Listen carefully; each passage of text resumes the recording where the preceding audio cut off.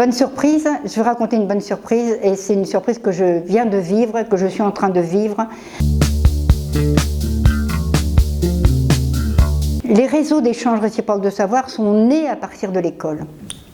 Ils se sont développés beaucoup plus dans le social général, résidentiel, que dans l'école.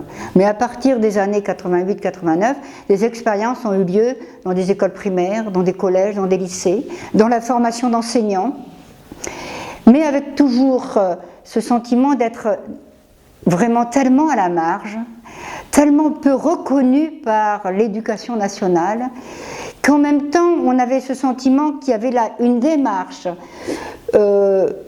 véritablement fructueuse et féconde en termes d'apprentissage. On apprend en apprenant à autrui, on est dans l'autre à apprendre, je continue à apprendre.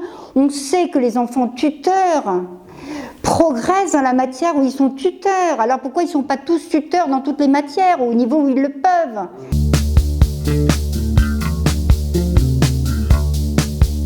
Et tout ça, avec donc cette, peut-être, c'est pas de l'amertume, mais ce regret profond que ça ne soit pas mieux reconnu, entendu dans l'éducation nationale. Et quand nous avons vu, il y a peu de temps, le réseau Respire annoncer qu'il allait mettre en place des réseaux d'échange, d'expériences entre enseignants innovants, en s'appuyant entre autres sur l'expérience de 40 ans de réseau d'échange réciproque de savoir que nous avions accompagné, ça a été une surprise extraordinaire. Ça a été tout d'un coup